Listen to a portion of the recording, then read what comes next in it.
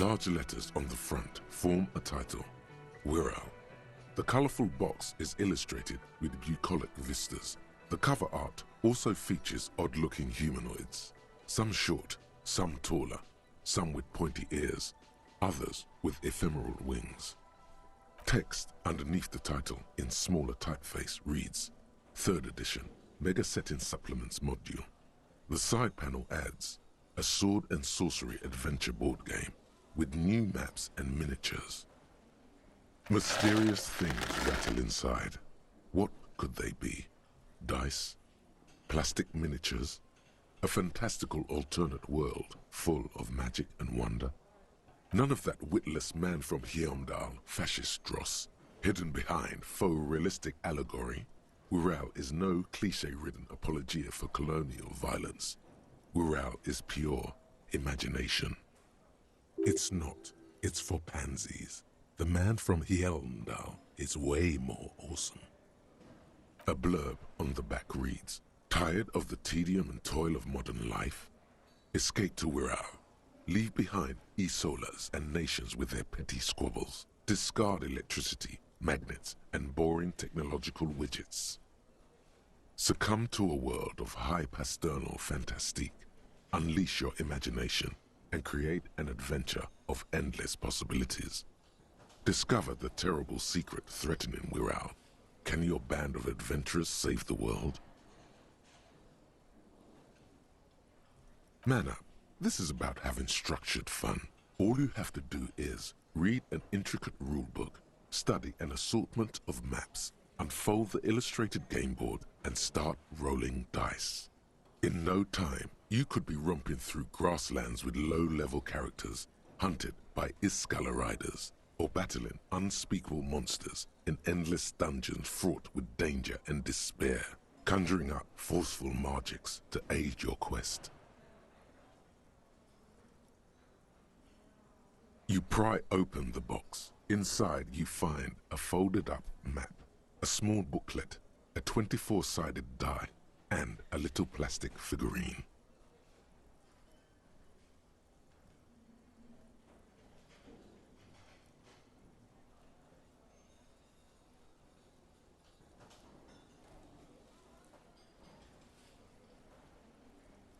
A reprint of a crude hand-drawn map. The top left corner reads, Lands of Wirral. The map features both small villages and mid-sized towns with odd names, in addition to meadows, forests, hills, lakes and seas, also with odd names. It doesn't seem to correspond with anything you've seen thus far. It's not a very helpful map. A quick guide to the magical races of Wirral. Create your own hero, choosing from any of these completely unique and fantastical backgrounds. The options are in order of importance. The Welkin, the Tweog, the humans, the fairy folk, and the pygmies. The Welkin, tall, lithe, and graceful, with long flowing hair and pointy ears. They're known for being powerful magic users, but can also hold their own in a brawn-driven fight.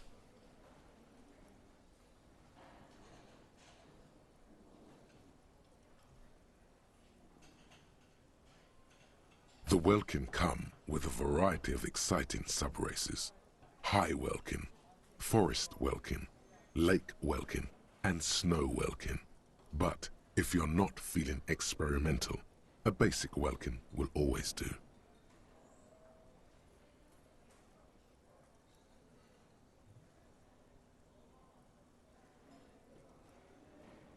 A grand race of industrious mountain people. They're short, stout and muscular, and enjoy digging for gold and other precious minerals. They're also well versed in the art of combat, where they prefer to use axes and hammers.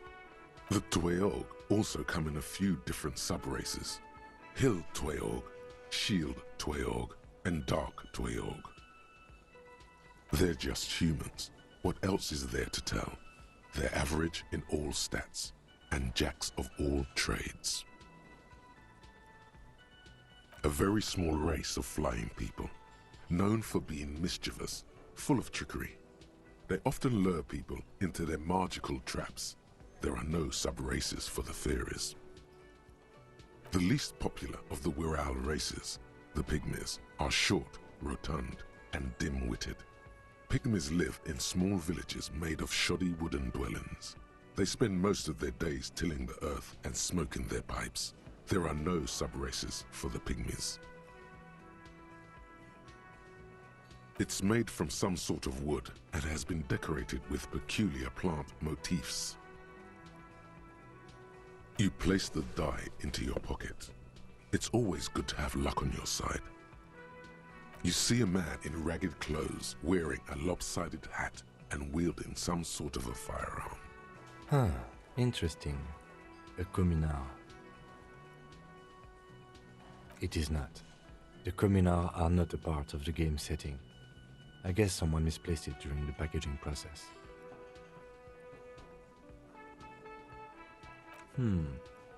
Good luck finding people who'd want to play as communard. You pick the figurine up by the base to meet your gaze. The little plastic man stares back at you, his face contorted into a disturbing shout. Then you pocket it. A colorful box with the title Wirral in bold letters. It's a board game.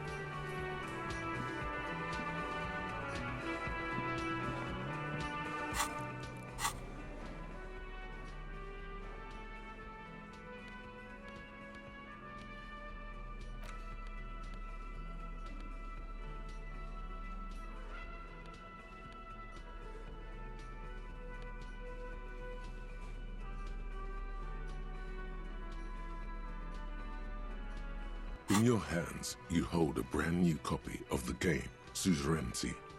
It's snugly wrapped in a skin of plastic. The cover features a charming illustration depicting a mass of grinning laborers loading goods onto a ship, while a richly dressed administrator oversees their work.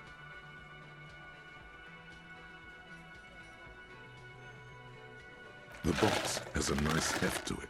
You hear the rattle of individual wooden tokens and feel their weight shifting back and forth.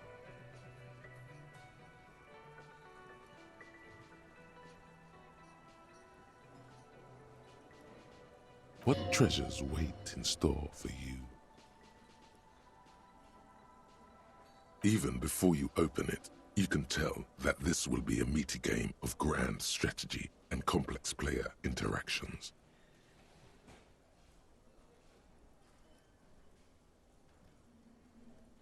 The plastic wrap rips off as easily as a bodice in a tawdry historical romance. There's a hiss as the lid slides off. Inside, you find a thick, full-color rulebook and more than a dozen pouches of various wooden components.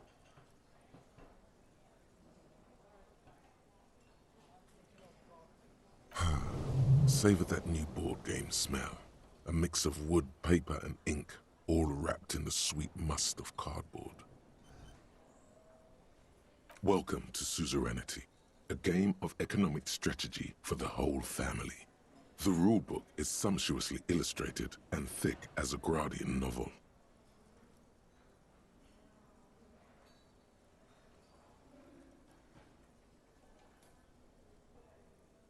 The colorful illustrations depict cheerful workers picking apricots, hauling marble sculptures out of crumbling temples, and harvesting a strange magenta-leafed plant.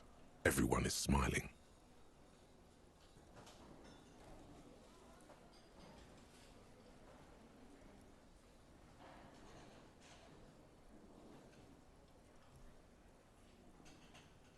You begin to suspect there may be a political agenda to this so-called family game. Only one way to find out. The instructions are opaque at first and introduce many concepts you're not familiar with. Fortunately, there are many diagrams and examples throughout. You soon figure out the basic conceit. Each player represents an administrator for the Suzerain of Revachol. Your objective is to increase the Suzerain's wealth and renown by accumulating victory points. That's where the Suzerain's vassals come in. The game features 4 vassal nations, each one home to an economically important resource. Each turn, the player collects resources from vassals where they've placed workers. They may then rearrange their workers, fulfill contracts for coin and bonuses, or build structures back in Revachol.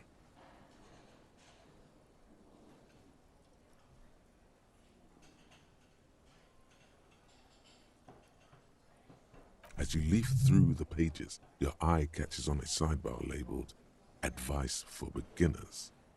Remember, there are many paths to victory in Suzerainty, but successful players will find one strategy and commit to it wholeheartedly.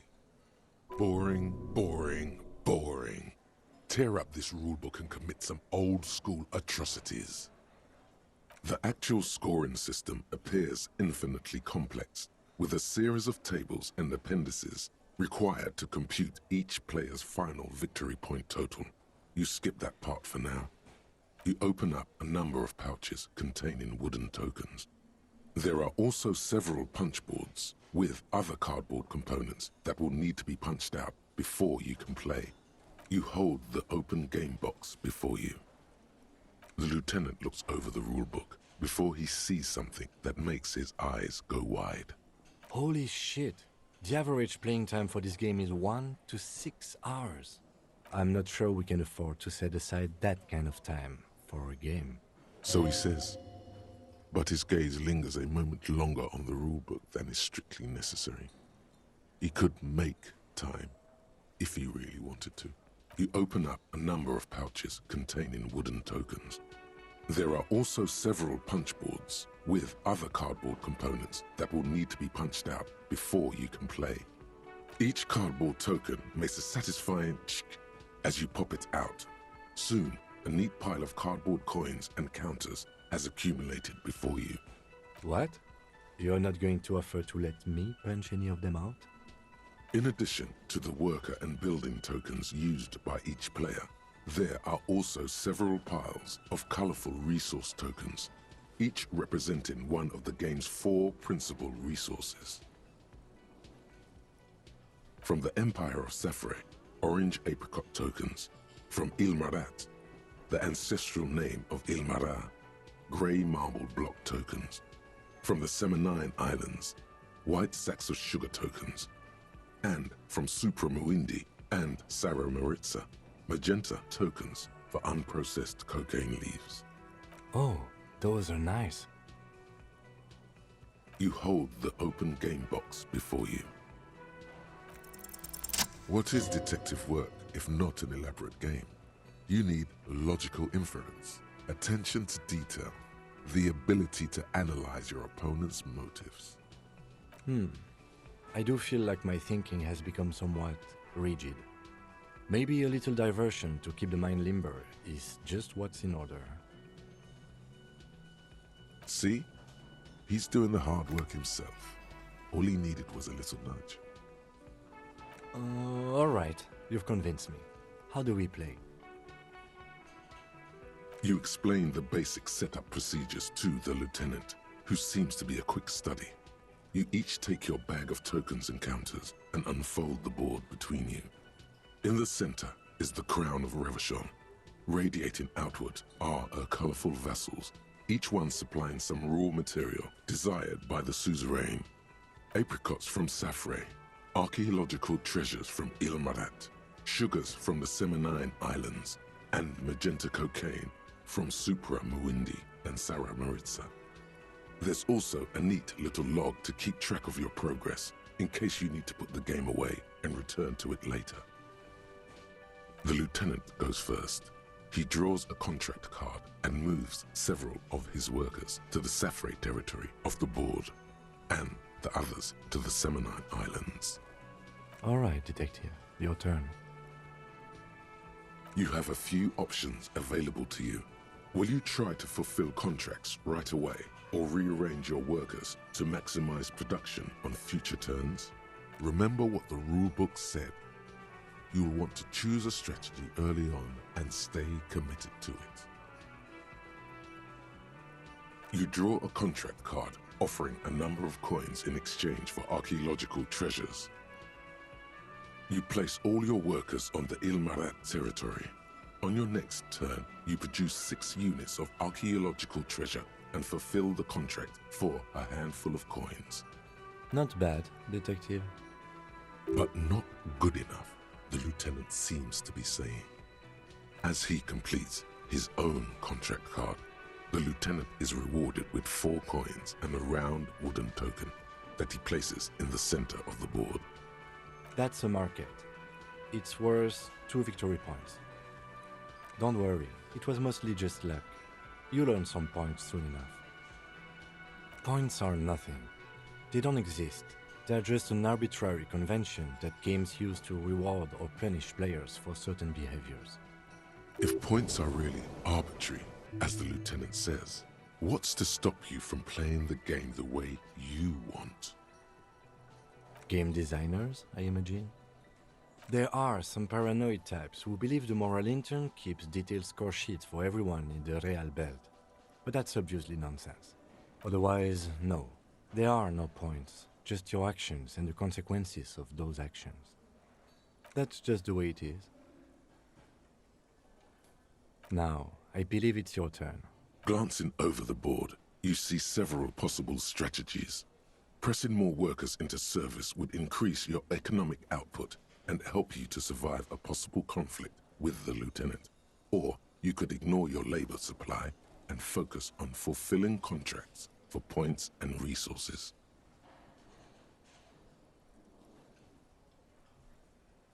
Those aren't your only options. You could also show your workers how much you appreciate them by investing some of that wealth in them.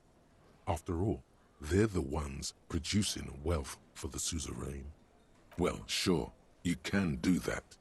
It's just not a terribly effective strategy, but then it's up to you. That's up to you, Detective. But remember, the objective of the game is to earn victory points for the Suzerain. You should probably pick one strategy and stick to it. Trying to do a little of everything is usually a bad idea. Because the way you earn points is by pleasing the Suzerain, and the player with the most points wins the game. The lieutenant assumes you're playing by the rules as written. But what's the point of playing if you can't make your own choices? Who cares about workers or territories when the real action is in Revachol? You spend your turns fulfilling contracts for sweet coins and one-time bonuses. After several turns, you have a neat pile of cardboard coins and several units of archaeological treasure, which you trade in to build a museum. You place a cylindrical piece of wood on the Revachol section in the middle of the board. It's meant to stand in for a beautifully adorned edifice filled with ancient wonders. Well played, Detective. That museum is worth 3 victory points. Now it's the lieutenant's turn to respond. He moves aggressively onto the Safrey territory. Soon, his workers are producing a steady supply of extremely valuable apricots. How can you let the lieutenant dominate you like that? You need to hit back, and hard. For several turns, you struggle to respond to the lieutenant's burgeoning apricot empire. Eventually, you relocate the majority of your workers to Supramuindi and Sara Maritza, where they begin producing a bumper crop of cocaine tokens. You draw a new contract card. According to the text, There's an aristocrat willing to trade a large supply of cocaine for a number of coins and access to a rare bonus. Amplified music worth 7 victory points. Oh yeah, baby. Cocaine and rock music go together like cocaine and rock music. You've reached a critical strategic juncture. How do you respond to the lieutenant's aggression? It takes several turns, but you slowly begin accumulating the cocaine necessary to complete the contract. When you do, it practically rains cardboard coins on your side. Feels good, doesn't it? But you know what would feel even better? Drugs, specifically uppers. You should find some the first chance you get. While you daydream about speed, the lieutenant has built himself a formidable economic engine of his own. The end game is upon you. How will you spend the vast resources you've acquired for the glory of the Suzerain? Flipping through the manual, you find the most expensive structure in the game, the Revacholian Victory Column, worth 12 victory points. If you can successfully build it, victory will be all but assured. Alternatively, you could try launching a trade war to crush the lieutenant's economy, or you could blow all that money on a public education system for your worker tokens. The choice is yours. Using the substantial coins and resources you've accumulated from diligently fulfilling contracts and constructing trade routes, you spend your final turns constructing the ultimate structure in the game, the Revacholian Victory Column. With a triumphant flourish, you remove a rectangular token from one of the satchels and place it next to your museum cylinder in the center of the board. They're nice tokens, yes. Very impressive. Now, let's tally up the scores, shall we? Computing the final scores is almost a game unto itself. You each spend an inordinate amount of time making stacks of coins, consulting tables, and struggling with basic addition and multiplication. After double, then triple checking your maths, you have your final score. 35 victory points. The Suzerain will be extremely pleased. I've got 26 points. Looks like you won convincingly. Well played, detective.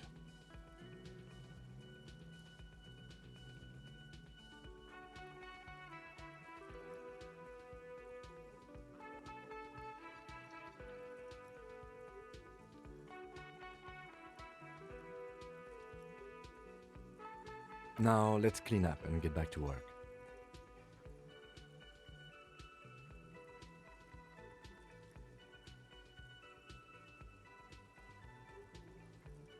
You hold the open game box before you.